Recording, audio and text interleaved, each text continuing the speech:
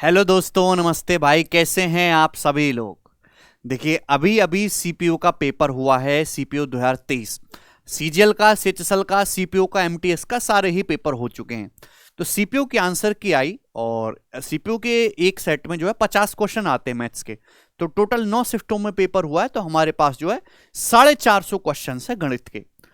हालांकि अगर कोई बच्चा हर साल ऐसे ही इतने 450 500 सवालों को प्रैक्टिस करने लगे हर एक पेपर में, तो बहुत ज्यादा क्वेश्चन इकट्ठा हो जाते हैं।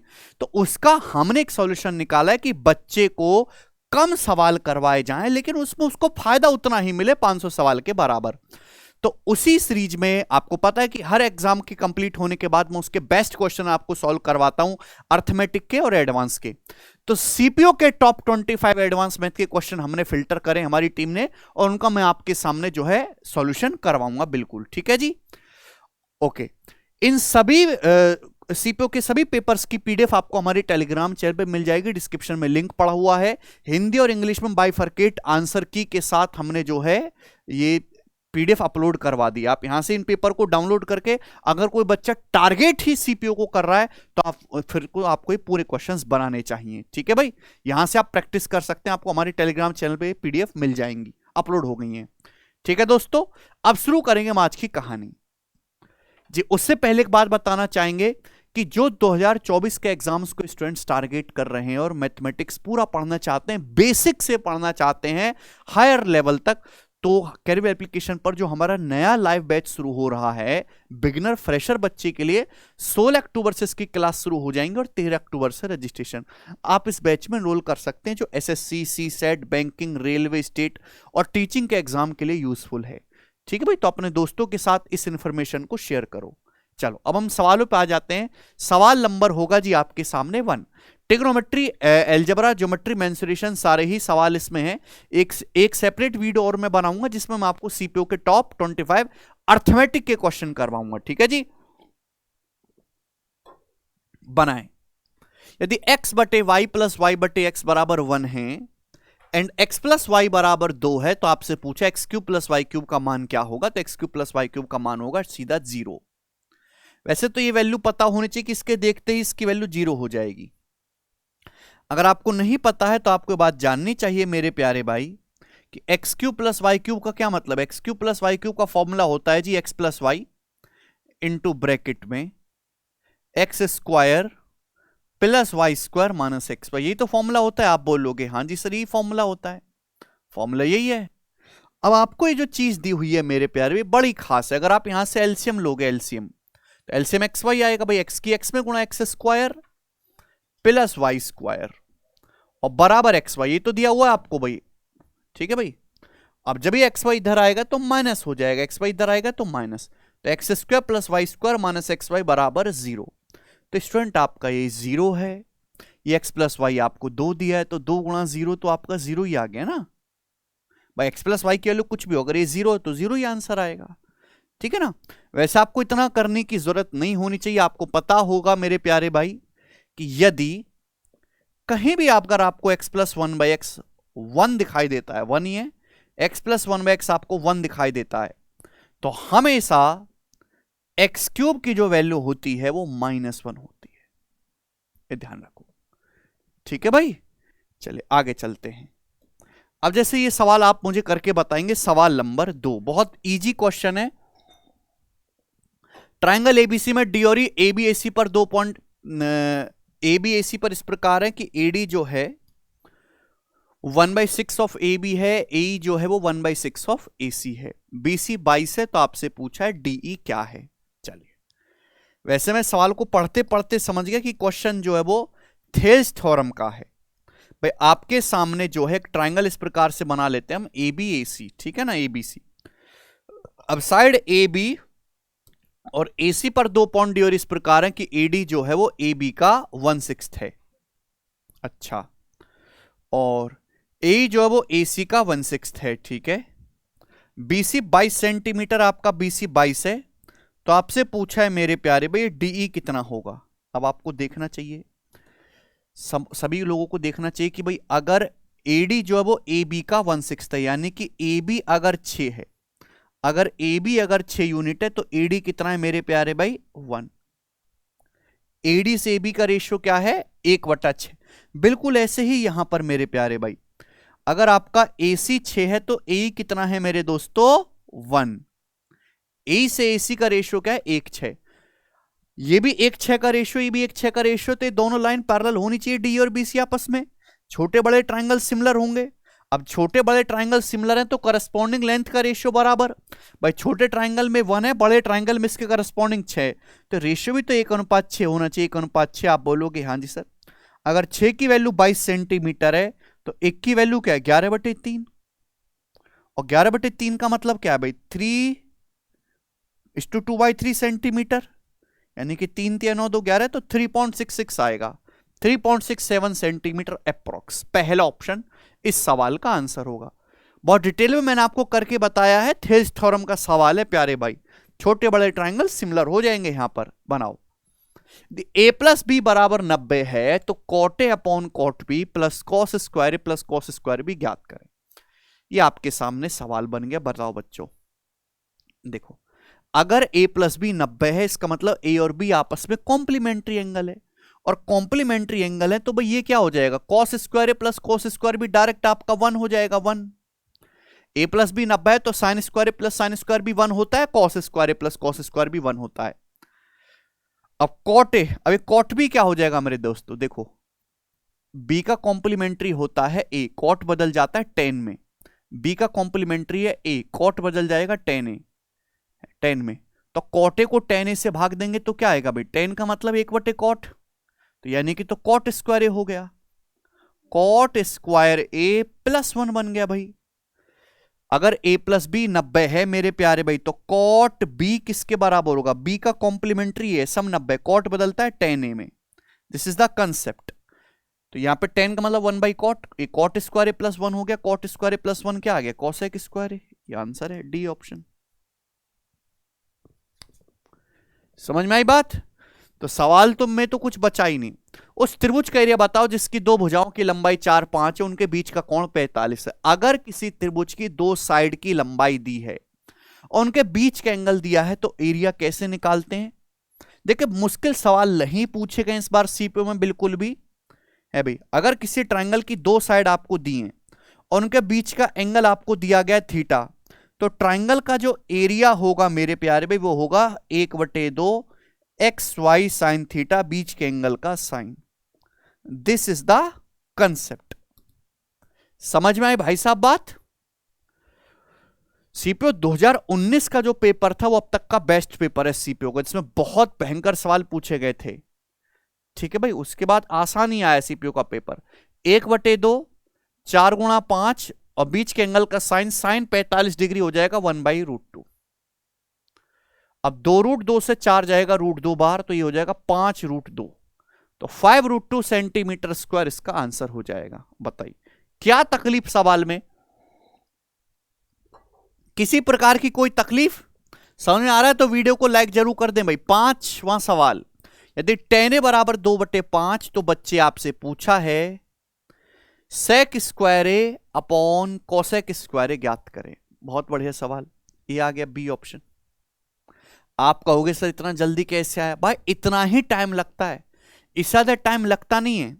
देखिए आप लोग बचपन से तो ये पढ़ते ही आ रहे हैं कि tan a बराबर sin a / cos a, लेकिन मैं हमेशा कहता हूं केवल इतना जानना काफी नहीं है, इसके आगे भी काफी क्वेश्चन हो जाते हैं भाई। cos a नीचे 1/cos क्या होता है sec a, और sin a का क्या मतलब है 1/cos a, तो sin a का मतलब 1/cos a, तो tan a को आप sec a / cos a भी लिख सकते हैं। तो ये sec square a / cosec square a, actually ये है तो tan स्क्वायर a ही ना मेरे प्यारे भाई। अब tan a 2/5 है तो tan स्क्वायर a क्या आएगा 2/5 का स्क्वायर, 4/25। अगर ये कंसेप्ट पता हो तो आप ये दिमाग में ही बना लोगे। समझ में भाई, आप बोलोगे बिल्कुल सही। अगला क्वेश्चन सवाल नंबर है 6 आपके सामने। देखिए मैं कंसेप्ट को लिख दे रहा हूं यहां पर, ठीक है ना, जिससे कि जो थोड़ा कमजोर बालक है जिसने अभी पूरा सिलेबस नहीं पढ़ा वो भी समझ पाए। खटाखट खटाखट, वरना ऐसे तो सवाल मैं 15 मिनट में निपटा दूंगा। 6 सेंटीमीटर और 4 सेंटीमीटर त्रिज्या वाले दो वृत्तों के बीच अनुप्रस्थ उभयनिष्ठ स्पर्श रेखा की लंबाई क्या है जबकि उनके केंद्रों के बीच की दूरी 14 है? बताओ what is the length of transverse common tangent. English में ट्रांसवर्स लिख रहा है, हिंदी में अनुप्रस्थ लिख रहा है। यहां पे त्रियक लिख लीजिए मेरे प्यारे भाई, त्रियक।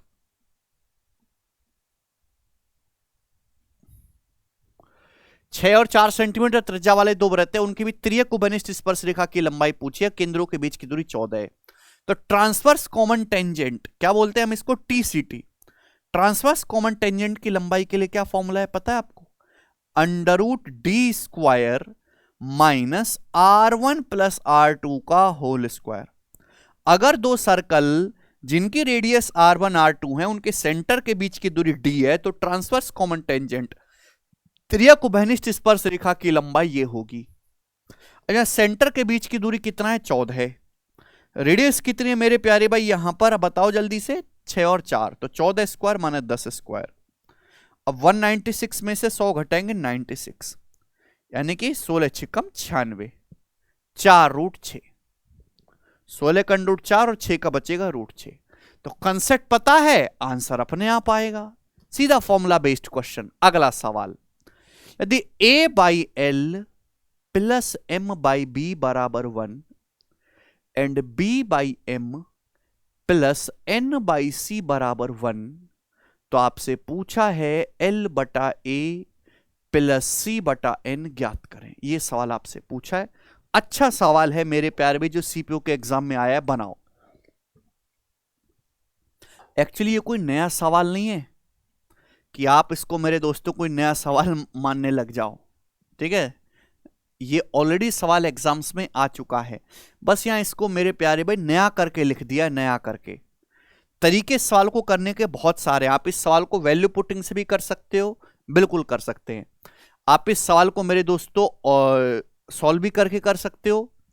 अब जैसे a/l और ये m/b, उसका उल्टा ही। तो अगर a/l को अगर मैं देखूं कि आपका ये a/l आपका ये x है, तो m/b और ये b/m मेरे प्यारे भाई, ठीक है ना? ध्यान सुनेगा, x प्लस, ये सवाल तो आपने सभी लोगों ने देखा होगा ना पेपर में, x प्लस 1/y बराबर 1, m/b का उल्टा b/m ये y, और n/c 1/z,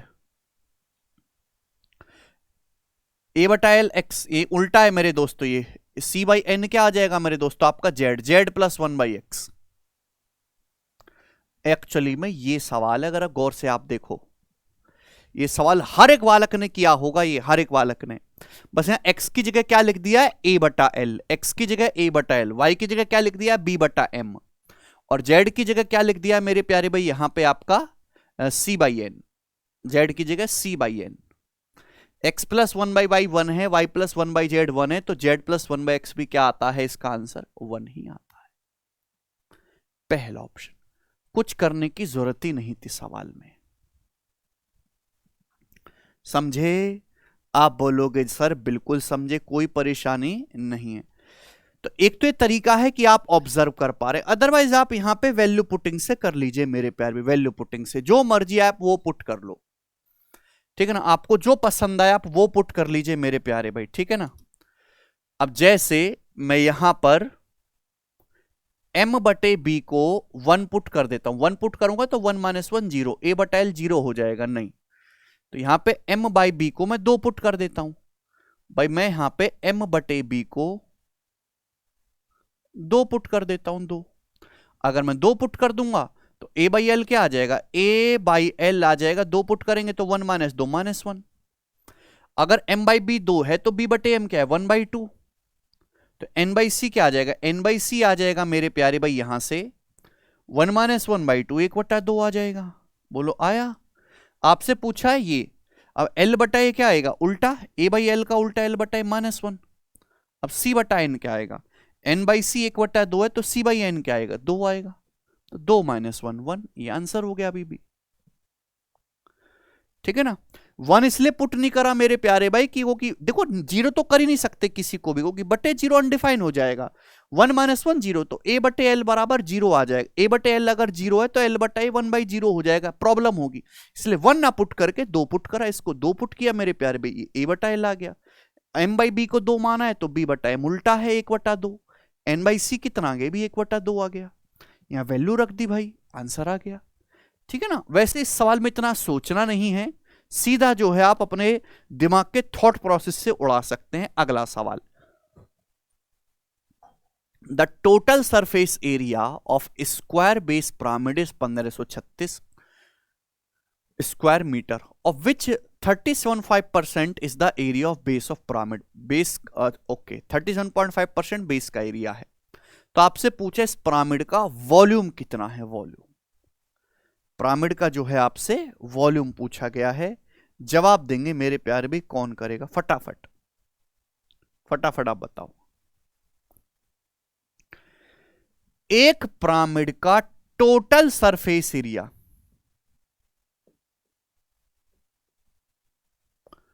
1536 स्क्वायर मीटर है, 1536।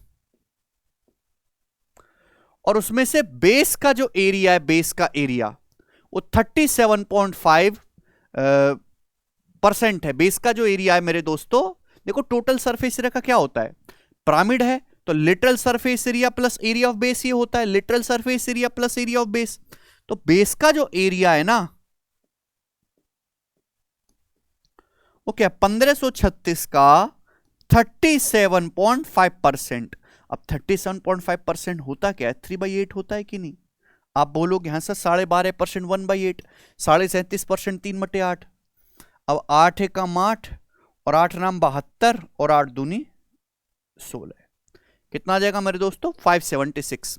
यानी कि स्क्वायर का जो पिरामिड का बेस है वो स्क्वायर है, स्क्वायर का एरिया आएगा 576 मीटर स्क्वायर। यानी कि स्क्वायर की साइड कितनी आ गई, स्क्वायर की साइड आ गई मेरे दोस्तों यहां से 24। बोलो स्क्वायर की साइड कितनी आ गई मेरे दोस्तों, 24 आ गई। यहां तक किसी बालक को कोई समस्या, आप बोलोगे नहीं सर कोई समस्या नहीं। आपको निकालना है पिरामिड का वॉल्यूम। तो पिरामिड का जो वॉल्यूम होता है वो होता है 1/3 area of base into height. 1/3 area of base 576 है इंटू हाइट यानी कि h। तो मेरे दोस्तों मुझे यहां से अगर क्वेश्चन सॉल्व करना है तो पिरामिड की हाइट निकालनी पड़ेगी। अब बताओ पिरामिड की हाइट कैसे निकालेंगे। पिरामिड की हाइट निकालेंगे हम लिटरल सरफेस एरिया का इस्तेमाल करके। पिरामिड है ना ये, हाँ लिटरल सरफेस एरिया। ठीक है भाई, काफी अच्छा सवाल बना दिया मेरे प्यारे भाई यहां पे आपका। ठीक है, अब पिरामिड का लिटरल सरफेस एरिया क्या है मेरे दोस्तों, इस बात का आप जवाब दो। पिरामिड का लिटरल सरफेस एरिया, तो टोटल सरफेस एरिया में से मैं बेस का एरिया माइनस कर दूंगा 0। अब 13 में से 7 गया 6 और 14 में से 5 गया 9, 960 मीटर स्क्वायर। ये पिरामिड का लिटरल सरफेस एरिया। अब जैसे आपका स्क्वायर बेस पिरामिड है इस प्रकार से ये, अब ये यहां पे पिरामिड की हाइट आएगी मेरे प्यारे भाई। अब लिटरल सरफेस एरिया जो है वो 960 मीटर स्क्वायर है। अब यहां से आप पिरामिड की स्लांट हाइट नहीं निकाल सकते क्या भाई। देखो ये होती है पिरामिड की स्लांट हाइट, मुझे निकालने पिरामिड की हाइट। और ये बनेगा मेरे प्यारे भाई यहां पर कितने डिग्री का, 90 डिग्री का एंगल। और स्क्वायर की साइड 24 है तो 24 का आधा 12। अब लिटरल सरफेस जो हो रहा होता है पिरामिड का लिटरल सरफेस एरिया वो होता है 1/2 perimeter of base. Perimeter of base कितना, अगर स्क्वायर की साइड 24 है तो पेरीमीटर ऑफ बेस आएगा 96, 24 चौका 96। 1/2 perimeter of base into slant height, तो आ जाएगा मेरे दोस्तों यहां से स्लांट हाइट 20। तो पिरामिड की जो स्लांट हाइट है वो 20 आ गई। तो पिरामिड की हाइट कितनी आ गई भाई, फिर 16 12 16 20 का ट्रिपलेट लग गया, ये 12 16 20 का 3 4 5 का 4 गुना। तो पिरामिड की जो हाइट आ गई वो आ गई मेरे प्यारे भाई यहां से 16 60। ये सवाल का आंसर आएगा। ठीक है, 192 एंड में आएगा मेरे दोस्तों यहां पर 6 दूनी 12 2, यानी कि 3072 सवाल का आंसर हो जाएगा। ठीक है भाई, किसी बालक को यहां पर परेशानी, तो इसमें काफी सारी चीजों को अरेंज किया गया सवाल में कि टोटल सरफेस एरिया दिया है। टोटल सरफेस एरिया का 37.5% बेस का एरिया है। बेस का एरिया बेस एक स्क्वायर है, तो यह बेस का एरिया पता चल गया भाई। फिर वहां से स्क्वायर की साइड आ गई, स्क्वायर की साइड पता है तो literal surface area, total surface area में से बेस का एरिया घटा देंगे लिटरल सरफेस एरिया, वहां से स्लांट हाइट निकाली। फिर हमने पिरामिड की हाइट निकाली, पाइथागोरस लगा के। फिर वॉल्यूम निकाला 1/3 area of base into slant height. ठीक है भाई, ओके आगे चलेंगे। सवाल नंबर है 9 आपके सामने, बनाइए जी इस सवाल का क्या आंसर है। सीपीओ 2023 का कई बार पूछा हुआ सवाल है भाई ये तो। यदि कॉट स्क्वायर थीटा बराबर 1 माइनस ई स्क्वायर है तो इसका मान क्या होगा। सवाल को करने के तरीके बहुत सारे हैं, ऑप्शन से भी आसानी से किया जा सकता है मेरे प्यारे भाइयों सवाल, कि हर ऑप्शन अलग है। ठीक है ना, क्योंकि सवाल में वेरिएबल दो हैं, थीटा और ई। अपनी मर्जी से कुछ भी रख लो भाई। अगर मैं यहां पे ई का मान 0 पुट कर लेता हूं, अगर मैं ई को 0 पुट कर लूंगा, कॉट स्क्वायर थीटा आ जाएगा 1, तो थीटा आ जाएगा 45 डिग्री। आ गया। आपसे जो चीज पूछी गई है मेरे प्यारे भाई वो क्या है, ये। अब थीटा 45 है तो कोसेक 45 √2, कॉट 45 डिग्री कितना होता है 1, 1 का क्यूब 1, सेक 45 √2, तो √2 प्लस √2 क्या आएगा 2 √2। अब मुझे देखना है कि कौन सा ऑप्शन 2 √2 1 बनेगा। ठीक है भाई, ई 0 है, ई अगर 0 रखेंगे तो 2 की पावर 3/2, 2 की पावर 3/2 होता है 2 √2, ये ऑप्शन 2 √2 बनेगा। ये ऑप्शन बनेगा 2 की पावर 1/2, √2 बनेगा, ये बनेगा 3 में, ये 1 बनेगा। तो पहला ही अकेला ऑप्शन ऐसा है यहां पर जो 2 √2 बन रहा है, यही आंसर हो जाएगा। खत्म। प्रॉब्लम क्या है इस सवाल में, कोई प्रॉब्लम नहीं। आगे चलेंगे जी। सवाल नंबर है आपके सामने यहां पर 10। मैं पहले बता रहा हूं कि सवाल एक भी मुश्किल नहीं है, बस आपको पता होना चाहिए कि है क्या क्वेश्चंस में। 13 और 15 सेंटीमीटर त्रिज्या वाले दो सर्कल एक दूसरे को ए और बी पर इंटरसेक्ट करते हैं 13 और 15 सेंटीमीटर त्रिज्या वाले दो वृत्त ए और बी पर। उभयनिष्ठ जीवा की लंबाई 12 है तो केंद्रों के बीच की दूरी क्या है। ये दो सर्कल है मेरे दोस्तों, एक दूसरे को पॉइंट ए और पॉइंट बी पर इंटरसेक्ट करते हैं। अब एक सर्कल की रेडियस जो वो 13 है, दूसरे सर्कल की जो रेडियस है वो 15 है। ठीक है भाई, कॉमन कॉर्ड की जो लंबाई है ये 12 है, ये कॉमन कॉर्ड है ए बी, इसकी लंबाई जो 12 है। आपसे पूछा दोनों के सेंटर के बीच की दूरी, ये दोनों का सेंटर है ना, ये दूरी आपसे पूछी है, ये O1 O2। हालांकि इस सवाल में चित्र बनाने की कोई जरूरत नहीं थी, मैं आपको बस समझाने के लिए बनाऊं, ये पूरा प्रॉपर है। एक बात बताओ, पहली बात तो जो पिक्चर लाइन O1 O2 के ऊपर है वही नीचे, कोई भेदभाव तो नहीं है। अगर मैं पॉइंट सी मानता हूं तो जैसा लाइन O1 O2 के ऊपर है वैसा नीचे भाई। अगर आप इसको यहां से मिला देंगे, देखो जैसा ऊपर वैसा नीचे भी हो गया कि नहीं, तो रीजनिंग बन गया। यानी कि ये और ये बराबर है मेरे दोस्तों, जो AC है वही BC है भाई। अब जैसे ये स्ट्रेट लाइन है, जैसा ऊपर है वैसा नीचे, यानी कि ऊपर नीचे सेम होना। स्ट्रेट लाइन है तो 180, यानी कि ऊपर भी 90 है नीचे भी 90 है, तो 90 डिग्री का मेरे दोस्तों कोण बन जाएगा। बोलो बना कि नहीं। अगर AB की लंबाई 12 है तो आधा कितना हो जाएगा 6। तो भैया ये 90 डिग्री का एंगल है, 90 के सामने 13 6, तो पाइथागोरस से कितना बचेगा मेरे प्यारे भाई, तो 169 माइनस 36 √133 आ गया ये O1C पाइथागोरस से। √13 स्क्वायर माइनस 6 स्क्वायर, ये आ जाएगा ना 1970। तो √133 एक ही ऑप्शन में √133 आ रहा, यही आंसर है डी ऑप्शन। आगे मैं करूंगा ही नहीं, मेरे को क्या करना है, मेरे को ये लेंथ निकालनी है और ये लेंथ निकालनी है, दोनों को ऐड कर देना है। अब जब मैंने यहां पे निकाला तो ये जो लेंथ आ गई √133, इसकी निकालूंगा मैं, अब ऐड करूंगा तो √133 तो आना ही चाहिए ना, √133। √133 एक ही ऑप्शन में आ रहा, आगे मैं चेक ही नहीं करूंगा, खत्म। आप बोलोगे जी ये तो बहुत ही आसान हो गया। अगला सवाल, सवाल नंबर है स्टूडेंट्स आपके सामने 11, बनाएं।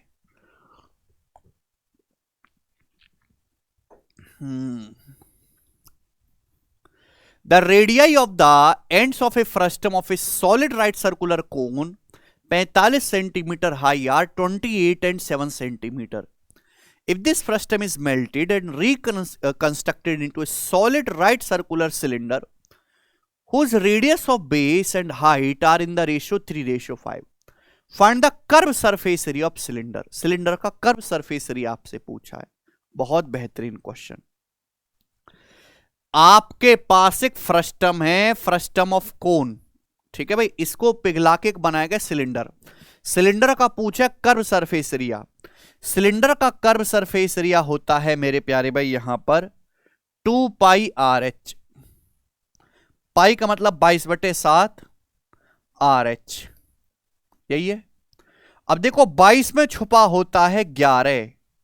आंसर जो भी आएगा 11 का मल्टीपल आएगा। 11 का मल्टीपल 4 1 5 6, ये नहीं है। 4 2 6 6, 11 का मल्टीपल है। 4 8 12 5, 11 का मल्टीपल नहीं है। 4 4 8 6, 11 का मल्टीपल नहीं है। बी ऑप्शन एकमात्र 11 का मल्टीपल है। आंसर आ जाएगा, बात खत्म। मुझे इस सवाल में पेन तक उठाने की जरूरत नहीं है। अदरवाइज हर कोई बालक जानता है कि मजदूरों की तरह फॉर्मूले लगाओ, वॉल्यूम को बराबर करो, वहां से रेडियस हाइट निकालो बढ़िया से, फिर दोबारा कर्व सरफेस का फॉर्मूला लगाओ, करते रहो। एक ही ऑप्शन 11 का मल्टीपल उत्तर आ गया। अगर सपोज 11 का मल्टीपल मैच भी कर जाता ऑप्शन में, देखो इस सवाल के आंसर इंटीजर है, नीचे आ रहा है 7, ये तो होता है 2πRH। अब देखो आंसर इंटीजर तभी आएगा जब नीचे का 7 कटेगा। नीचे का 7 तभी कटेगा जब या तो रेडियस में 7 आता हो या हाइट में 7 आता हो। अब रेडियस और हाइट का रेशियो 3:5 है। अगर मैं रेडियस को 7 का मल्टीपल बनाऊंगा तो हाइट ऑटोमेटिकली 7 का मल्टीपल बनेगी। भाई अगर मैं रेडियस को 21 मानता हूं सपोज, तो ये हाइट कितनी आ जाएगी 35। यानी कि एक 7 तो कट जाएगा मेरे प्यार में, लेकिन फिर भी एक 7 ऊपर बाकी रहेगा। यानी कि आंसर 7 7 में 7 का मल्टीपल भी होना चाहिए। 11 से भी कटेगा, 7 से भी कटेगा। समझ पाए? आप बोलोगे हाँ जी सर, ऐसे सोचेंगे तो जल्दी निकलेंगे, वरना तो हम फॉर्मूला लगाते रहेंगे, आगे चलेंगे। सवाल नंबर है स्टूडेंट आपके सामने 12। बालको जवाब दो, क्या उत्तर है?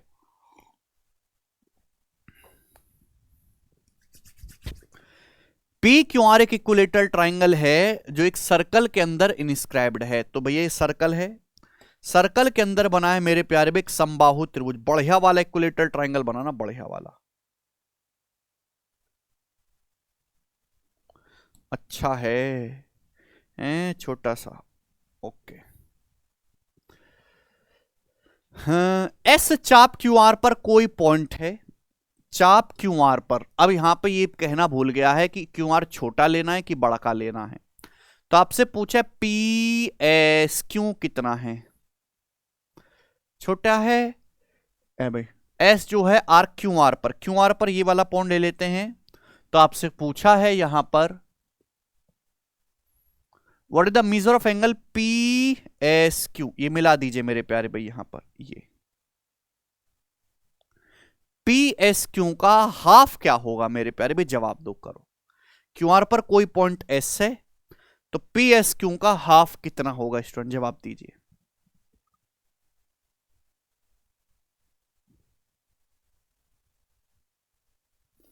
हाँ कर पाएंगे, बहुत आसान। आप इस आर्क को देखो मेरे दोस्तों, सर्कल के इस आर्क को। अब इक्विलेटरल ट्राइंगल है तो हर एक एंगल 60 डिग्री का होगा। अब सेम आर्क में बने एंगल बराबर होते हैं। इस आर्क द्वारा पी आर क्यू 60 है तो पी एस क्यू ये भी तो 60 आएगा। 60 आ गया भाई, इसका आधा पूछा है 30 डिग्री, आंसर हो गया 30 डिग्री, खत्म।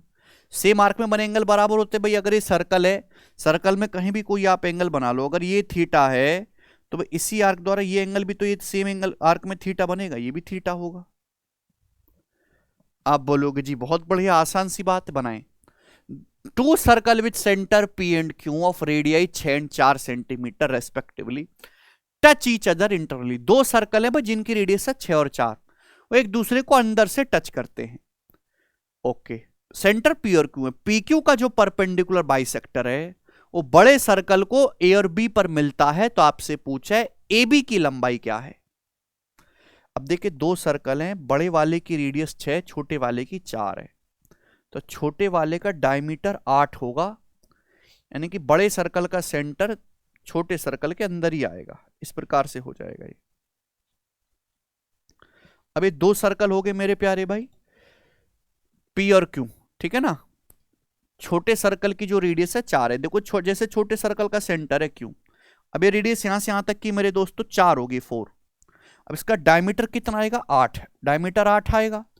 बड़े सर्कल की जो रेडियस है 6 है, तो बड़े सर्कल का सेंटर फिर मेरे दोस्तों यहां पे हो जाएगा ना, यहां पर हो जाएगा मेरे प्यारे भाई।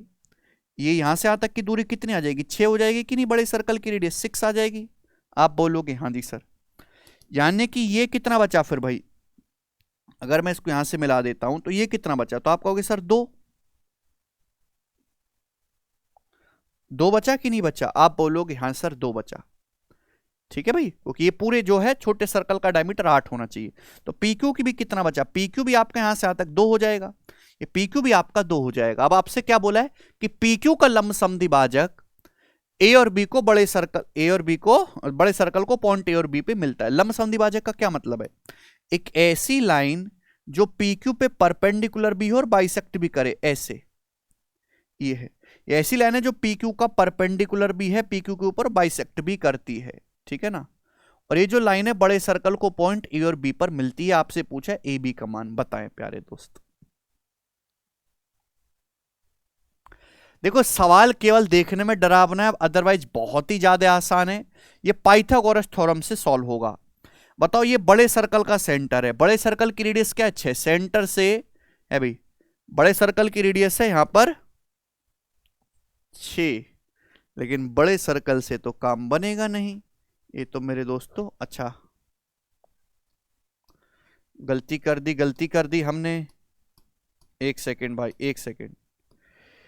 पीक्यू का जो परपेंडिकुलर बाइसेक्टर है मेरे प्यारे भाई, वो बड़े सर्कल को, फिर मुझे छोटे सर्कल का इस्तेमाल करना पड़ेगा ना। हाँ जी, पीक्यू का जो परपेंडिकुलर बाइसेक्टर है वो बड़े सर्कल को मिल रहा है पॉइंट ए और बी पे जाकर, ये बड़े सर्कल को, ठीक है ना। और ये 90 डिग्री का एंगल है, और परपेंडिकुलर बाइसेक्टर है मेरे दोस्तों जस्ट आधा आधा, ये निकालना है मुझे। अब यहां पे पाइथागोरस थ्योरम लगेगी। ये बड़े सर्कल का सेंटर है, सेंटर से परिधि तक की दूरी मेरे दोस्तों रेडियस हो गई, ये रेडियस होगी बड़े सर्कल की, कितनी है 6। अब आप बताओ, ये छोटे सर्कल का डायमीटर 8 है, ये 6 है भाई मेरे प्यारे भाई, तो ये कितना बचा, पीक्यू कितना बचा 2। ये परपेंडिकुलर बाइसेक्टर है तो आधा हो जाएगा कि नहीं, 1 1 आधा हो जाएगा 1 1। तो पाइथागोरस लगाएंगे, 90 के सामने 6 1 है तो रूट 35 बचा, 36 माइनस 1 रूट 35। अब ये रूट 35 है तो नीचे भी रूट 35, बस जितना ऊपर है यहां पे बाइसेक्ट कर रहा है, जितना ऊपर है उतना ही नीचे है, तो रूट 35 प्लस रूट 35 क्या आएगा, 2 root 35 centimetre. C option answer हो जाएगा, ठीक है ना, 2 रूट 35। तो सवाल काफी ज्यादा आसान है, मुश्किल बिल्कुल नहीं है। अगला, यदि कॉट थीटा बराबर 4/3 है, थीटा 0 से 90 के बीच में है, तो आपसे पूछा है पी का मान। अच्छा, 5p cos square theta into sine theta बराबर कॉट स्क्वायर थीटा, तो p की वैल्यू बताओ। कट जाएगा क्या, कॉट का मतलब कॉस बटे साइन ही तो होता है। हाँ जी, देखो कोई प्रॉब्लम नहीं है, 5p। अब एक कॉस स्क्वायर थीटा है मेरे प्यारे भाई, ठीक है, और ये इंटू साइन थीटा है। अभी आप मुझे खुद बताओ ये कॉट क्या होता है। तो कॉट का मतलब होता है भाई साहब कॉस बटे साइन, यानी कि कॉस स्क्वायर थीटा बटे साइन स्क्वायर थीटा, यही है कॉट का मतलब, कॉस बटे साइन। ऐसा नहीं कि आपको दिया हुआ है तो यहां वैल्यू रखने लगी इमोशनल होके, ऐसा नहीं करना, इमोशनल फुल मत बनो भाई, कट जाएगा, मेहनत थोड़ी कम करनी पड़ेगी ना। पी, अब ये साइन नीचे आएगा तो साइन क्यूब हो जाएगा, 1/साइन होता है कॉसेक क्यूब, तो कॉसेक क्यूब थीटा, और नीचे आएगा मेरे दोस्तों यहां से 5, पी की वैल्यू आएगी मेरे प्यारे भाई, ठीक है ना। बस अब सवाल सॉल्व। कॉट का मतलब होता है मेरे प्यारे भाई बेस बटे परपेंडिकुलर, तो हाइपोटेनस हो जाएगा आपका 5, ठीक है भाई। इसका मतलब ऊपर 5 का स्क्वायर बचेगा, 5 का स्क्वायर, ये रहा ऑप्शन खत्म भाई। कॉसेक का मतलब क्या है मेरे प्यारे भाई, कॉसेक का मतलब है हाइपोटेनस बटे परपेंडिकुलर, 5/3 का क्यूब, और अपॉन में आएगा जी 5। अब 5 का क्यूब 125/5 25, और नीचे 3 का क्यूब 27, तो 25/27 सवाल का आंसर हो गया। बताइएगा, कुछ मुश्किल थोड़ा ना इसमें, बताएंगे। 15वां सवाल, एक कॉनिकल शेप वेसल है, उसकी रेडियस 21 है, स्लैंट हाइट इसकी 25 है। अच्छा, if the curve surface area of vessel is to be painted white, इसके कर्व सरफेस एरिया को व्हाइट पेंट करना है तो कितना कॉस्ट आएगा, ₹1.5 पर स्क्वायर सेंटीमीटर के हिसाब से कितना खर्चा आएगा, ये आपसे पूछा है। देखो खर्चा जो भी आएगा 11 का मल्टीपल होगा, सब ये नहीं होगा। देखो पहले तो आपके पास एक कोण है, कोण की रेडियस 21 है, स्लांट हाइट 25 है, तो कोण का कर्व सरफेस एरिया क्या होगा, πRL। पाई का मतलब 22/7, रेडियस है 21 और स्लांट हाइट है 25। एक कोण का कर्व सरफेस एरिया आएगा मेरे प्यारे भाई यहां से πRL। यहां तक किसी बच्चे को कोई परेशानी नहीं। अब 1 वर्ग सेंटीमीटर स्क्वायर का कॉस्ट ₹1.5 है, तो इतने का कितना आएगा मेरे दोस्तों, मल्टीप्लाई बाई 1.5, यही है, इतना आपका खर्चा आएगा। अब 7 से 21 जो वो 3 बार जाएगा मेरे प्यारे भाई, और 22 की जब 1.5 में गुणा होगी 33, और 33 की जब 3 में गुणा होगी 99, 99 गुणा 25 आएगा, यानी कि 2500। 2500 से 25 कम 2475 इसका आंसर हो जाएगा। बोलिए, ठीक है, आसान सवाल है मेरे दोस्तों। 16वां, यदि x into 5 minus 2 by x बराबर 5/x है तो आपसे पूछा x square plus 1/x square. Okay, x square plus 1/x square पूछे बिना कैसे पेपर कंप्लीट हो जाएगा भाई। ये निकालना है तो पहले x प्लस 1/x निकालो। अगर x की 5 में गुणा करेंगे 5x, माइनस x की 2/x में माइनस का 2 बराबर 5/x ही आएगा। अब ये इधर आएगा मेरे दोस्तों 5/x, तो 5 कॉमन, ब्रैकेट में x माइनस 1/x हो जाएगा, और माइनस 2 उधर चला जाएगा 2, यानी कि x माइनस 1/x की वैल्यू आ जाएगी मेरे दोस्तों 2/5। ये बात सीधी ना लिख के इस तरीके से घुमा फिरा के लिख दी। अगर x माइनस 1/x 2/5 है तो x square plus 1/x square क्या आएगा, k स्क्वायर प्लस 2, 2/5 का स्क्वायर आएगा जी 4/25 प्लस 2, तो 25 दूनी 50 और 4 54/25 आंसर है। बताइए क्या इसमें कोई परेशानी नहीं।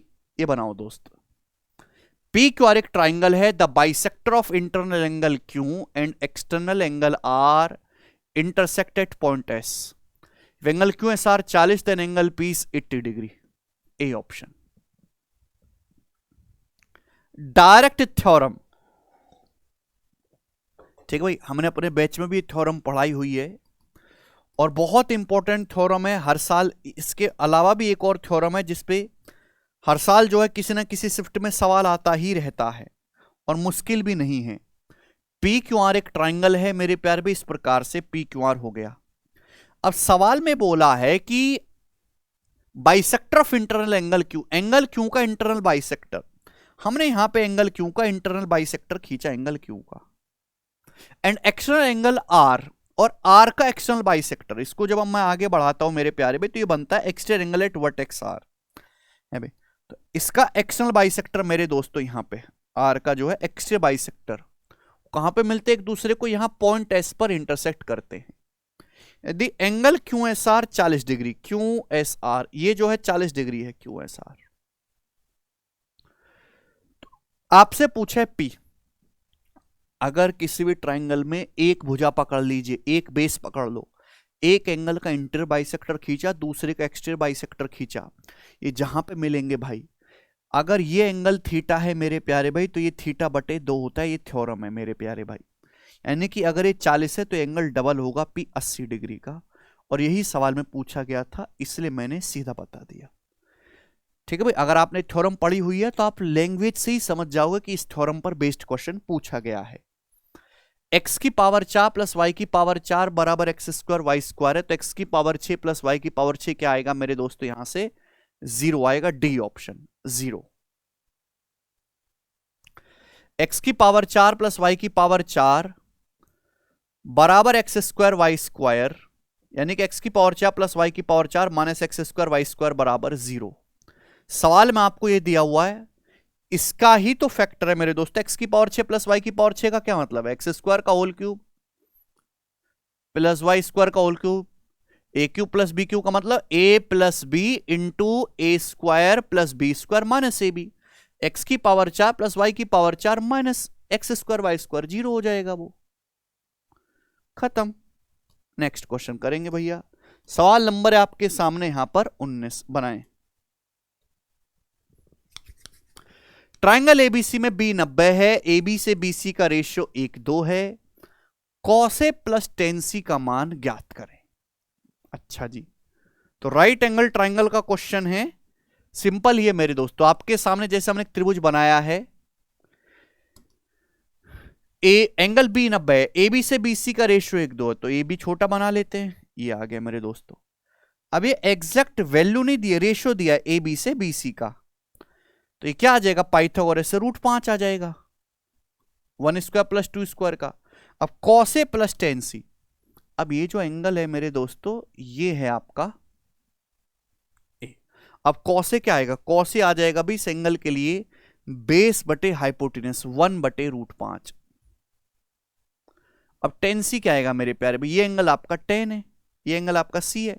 अब इसके लिए मेरे दोस्तों परपेंडिकुलर क्या होगा, 1 परपेंडिकुलर, और बटा बेस क्या आ जाएगा, 2, तो 2 + √5 बटे 2√5, डी ऑप्शन आंसर आ गया भाई। 2 की यहां गुणा, √5 की यहां गुणा, तो 2 + √5 बटे 2√5, सवाल समाप्त। ठीक है, आप चित्र बनाएंगे और आंसर निकाल लेंगे। बताएं जी, सवाल नंबर है 20। Let C be a circle with centre O and radius 5। माना से एक वृत्त है जिसका केंद्र O है, त्रिज्या 5 है। माना कि PQ जो है वृत्त की स्पर्श रेखा है और A स्पर्श बिंदु है, A जो है with the point of tangency. Let B be a point on PQ such that length of AB is 12. If the line joining O and B intersect the circle at R, find the length of BR. जी बच्चे, अब मेरे दोस्तों आपको इस सवाल में क्या बनाना पड़ेगा, चित्र। बिना चित्र बनाए ये सवाल होने वाला नहीं है। ये सर्कल है और ये सर्कल का सेंटर हो गया मेरे दोस्तों यहां पर O। PQ सर्कल की एक टेंजेंट है, तो इस प्रकार से सर्कल की एक टेंजेंट होगी जो सर्कल को टच कर रही है पॉइंट A पर, ये पॉइंट A हो गया। ठीक, late B be a point on PQ such that length of AB is 12. Length of A B is 12। यदि O और B को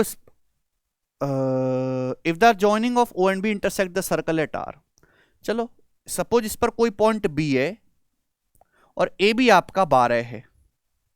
ठीक है भाई, O और B को जब हम मिलाते हैं, O और B को, तो सर्कल को पॉइंट R पर काटता है, पॉइंट R पर।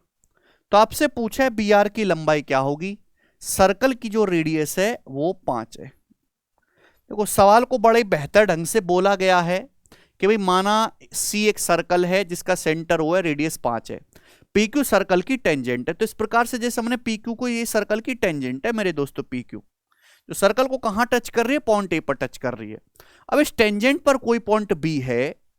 अब मेरे प्यारे भाई ए बी की लंबाई है 12, हमने O से B को मिलाया है, सर्कल को कहां काट रहा है, पॉइंट R पर काट रहा है, तो BR आपसे पूछा, कर पाएंगे, आसान है भाई। 90 डिग्री होगा टेंजेंट रेडियस के बीच में। अगर ये 5 है 12 है, ये 5 12 तो कितना हो जाएगा पूरा लेंथ, यहां से यहां तक 13 हो जाएगा। लेकिन आपसे तो BR पूछा है कि आप नहीं कर सकते, 5 12 13, ट्रिपलेट बन गया मेरे प्यारे भाई। अब ये भी तो सर्कल की रेडियस, यहां से यहां तक की दूरी, ये भी तो 5 है, तो कितना बचेगा, 8 आंसर है, सी ऑप्शन। ठीक है भाई, आगे। यदि sign theta plus cos theta बराबर √11/3, तो आपसे पूछा cos theta minus sine theta ज्ञात करे, बनाओ। देखो मेरे प्यारे भाई, ऐसा जब भी सवाल आता है तो दोनों का स्क्वायर करके ऐड करना होता है। ध्यान से सुनेगा। अगर आपके सामने मेरे दोस्तों यहां पर ये दिया हुआ कि sign theta plus cos theta बराबर के, बहुत इंपॉर्टेंट सी बात है, और आपसे पूछा है sine theta minus cos theta, फिर आपसे कॉस माइनस साइन भी पूछ सकता है। तो ये जो वैल्यू होगी plus minus √2 minus K square, plus minus √2 minus K square ही होगा। आपसे आपको दिया है sine theta plus cos theta K, आपसे साइन माइनस कॉस पूछेगा या फिर कॉस माइनस साइन पूछेगा, वैल्यू क्या आएगी, plus minus under root 2 minus K square, plus minus under root 2 minus K square. ध्यान रखिएगा क्योंकि यहां पे सारे आंसर पॉजिटिव हैं तो आप केवल पॉजिटिव वैल्यू लोगे, positive. Under root 2 minus K square, root 11/3 का स्क्वायर 11/9, तो 9 दूनी 18 माइनस 11 7, तो 7/3 का ये रूट 7 और नीचे 9 का अंडर रूट 3, रूट 7/3 आंसर है, डी ऑप्शन। इससे बढ़िया सवाल बन नहीं सकता है मेरे प्यारे भाई। हम आपके सामने करेंगे अब अगला क्वेश्चन, सवाल नंबर 22। एक चक्रीय चतुर्भुज बनाने के लिए EFGH एक वृत्त की परिधि पर है, एंगल FGH 57 है, तो आपसे एंगल HEF का मान पूछा है। देखो बिना चित्र के तो भाई मेरे को भी नहीं समझ में आ रहा कि पूछा क्या है और कैसे बनेगा, तो जब भी ऐसा कुछ आए आप सबसे पहले चित्र वगैरह बना लो, साइक्लिक क्वालिटल बना लो मेरे प्यारे भाई, एक बाद में देखेंगे कि क्या करना है। ये होता है साइक्लिक क्वालिटल जिसके चारों वर्टेक्स एक सर्कल की परिधि पर हो, EFGH। बढ़िया वाला बनाना, EFGH, ठीक है बच्चे।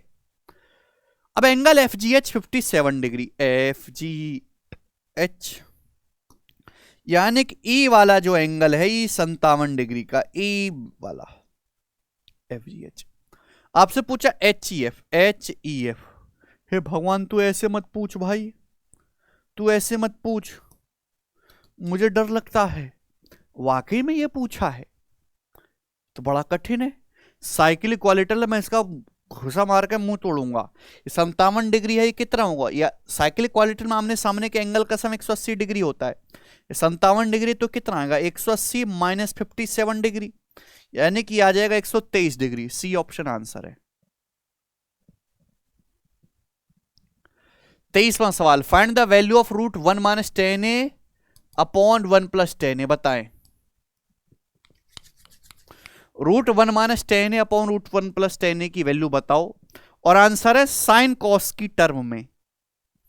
आंसर जो है वो साइन कॉस की टर्म में है, तो हम भी साइन कॉस की टर्म में लिख लेते हैं भाई। 10 का क्या मतलब है, 10 का मतलब होता है साइन बटे कॉस।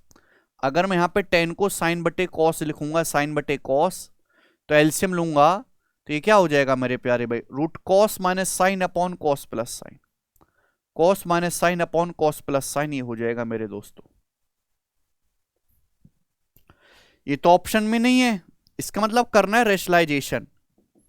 आप इसका रेशनलाइजेशन करो है भाई, और एक कॉस माइनस साइन, और नीचे भाई नीचे कॉस प्लस साइन है ना, तो ऊपर नीचे कॉस माइनस साइन से गुणा कर देंगे, और आंसर जो रूट के अंदर ही छोड़ना है बेटा, रूट के अंदर ही आंसर छोड़ना है। तो नीचे क्या बन गया, cos plus sine, cos plus sine, cos square A minus sine square A, cos square A minus sine square A, cos 2 हो गया ना भाई, कॉस 2a का फॉर्मूला होता है cos square A minus sine square A cos 2a का, तो नीचे तो बन गया कॉस 2a, ऊपर क्या बन गया मेरे प्यारे, ऊपर माइनस रहेगा, तो ये आंसर है डी ऑप्शन। ऊपर बन गया कॉस माइनस साइन का होल स्क्वायर। अब a माइनस बी का होल स्क्वायर क्या होता है, A square plus B square minus 2ab। अब cos square plus sine square तो 1 हो गया ना, अब 2 sine theta cos theta sine 2a होता है, साइन 2a क्या होता है 2 साइन ए कॉस ए, तो ये 2 कॉस साइन क्या बन गया साइन 2a, तो root 1 minus sine 2a upon cos 2a। अच्छा सवाल पूछा गया मेरे दोस्तों, सीपीयू के बाकी सवाल के हिसाब से ये बनाओ।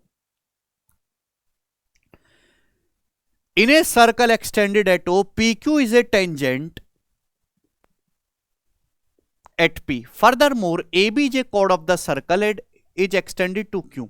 चलो पहले चित्र बनाते हैं, चित्र से ही चीज समझ में आएगी। आपके सामने एक सर्कल है मेरे प्यारे भाई, सर्कल का सेंटर है O, बहुत बढ़िया। PQ P पर एक स्पर्श रेखा है, तो भैया हम बढ़िया से एक टेंजेंट खींचेंगे, ये आपकी टेंजेंट होगी जो सर्कल को P पर टच कर रही है। इसके अलावा AB वृत्त की जीवा है और इसे Q तक बढ़ाया गया है। एक जीवा है मेरे दोस्तों, इसे आगे बढ़ाया गया पॉइंट Q तक, तो कॉर्ड AB को, ये AB को आगे बढ़ाया गया है मेरे प्यारे भाई यहां पर, ये है पॉइंट Q। बहुत अच्छा बोला, PQ 12 QB 8, PQ की जो लंबाई है वो 12 है और QB जो है मेरे दोस्तों वो 8 है।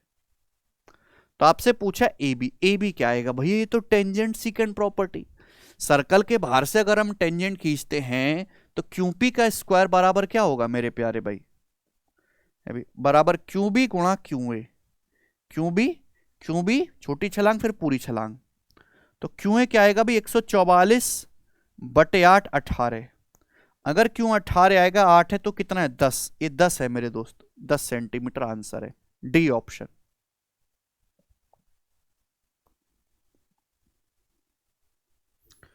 आगे जी ये बनाओ, सवाल नंबर है 25 आपके सामने, कौन करेगा? सवाल नंबर 25 फटाफट बनाएंगे। देखिए ये सवाल सीडीएस के पेपर में भी आया 2023 में, ये सवाल सीएचएसएल के पेपर में भी आया 2023 में, और ये सीपीओ में भी आया 2023 में। बहुत ही बेहतरीन क्वेश्चन है, केवल आपको फॉर्मूला बढ़ाना है, केवल फॉर्मूला और कुछ भी नहीं है। ए स्क्वायर माइनस ये, भैया अगर आप यहां से माइनस कॉमन ले लेंगे माइनस, तो प्लस नहीं हो जाएगा, यानी कि ए स्क्वायर और माइनस ये हो जाएगा बी प्लस सी का होल स्क्वायर। ठीक है भाई, और अपॉन नीचे, भैया नीचे देखो, नीचे भी देखो ये फॉर्मूला बन गया, A square plus B square plus 2 भी ए प्लस बी का होल स्क्वायर और ये माइनस सी स्क्वायर। अब आप जानते हो जब मैं फॉर्मूला खोलूंगा ए स्क्वायर माइनस बी स्क्वायर का, तो ए प्लस बी ए माइनस बी। अब ऊपर से ए प्लस बी प्लस सी, नीचे से भी A plus B plus C cut जाएगा, तो बचेगा क्या? ऊपर बचेगा ए माइनस बी माइनस सी, और नीचे बचेगा ए प्लस बी माइनस सी, नीचे बचेगा ए प्लस बी माइनस सी। यानी कि मेरे प्यारे भाई ये हो गया आपका,